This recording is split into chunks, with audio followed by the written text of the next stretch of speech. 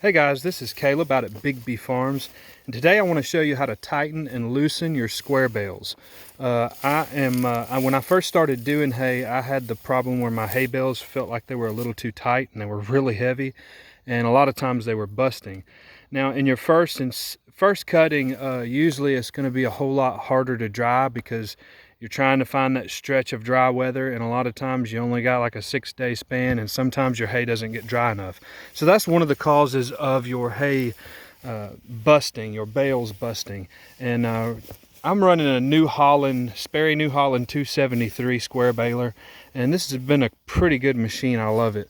But when I'm tightening my hay bales, if it's not a moisture problem and if it's not wet, if your hay is dry, your bales shouldn't be busting that easy. But if they are, this is how you tighten your bales or loosen your bales. Flip the screen around so you guys can see these two knobs right here. Tighten and loosen your bales. So if I just turn them, it's righty-tighty, lefty-loosey, guys. So if you turn them right, it's going to tighten them. And when I do this, I get on the machine and the tractor, and I'll run it for about 2 or 3 bales, and then I'll come and check my bales. A lot of people don't want them too heavy, so if I can't lift them with one hand fairly easily, I will loosen them because they're too tight and too heavy. And moisture, again, is that problem. If your hay is not dry enough, your bales are going to be super heavy, and people don't want to pick up the heavy bales when they're out on the fields picking it up. And I don't want to take it to my animals and my cows and things like that if it's too heavy. So I like it to be, I want them to be pretty worth my money, but if they're too heavy, I don't want to pick them up. So if they're too loose, you're going to tighten them. And what I do is I try to do about a half a turn or a turn, no more than that, because it doesn't take much to tighten these things up. And you can kind of get off the tractor. You may have to get off the tractor and back on the tractor a few times just to get them exactly where you want them. Just tighten them, turn them right to tighten them this way, and turn them left to loosen them.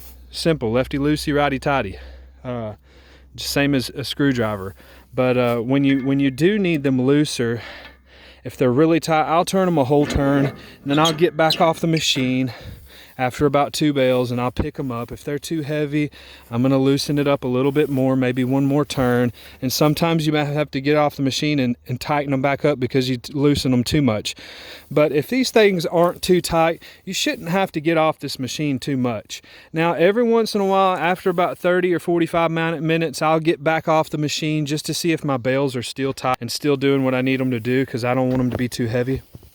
But if your bales are at a good tension and they're not too tight, you shouldn't have a bunch of bales busting if your hay is dry. Again, your hay needs to be dry enough so that your bales don't bust all the time. If you got bales busting left and right, your bales are either too wet or too tight.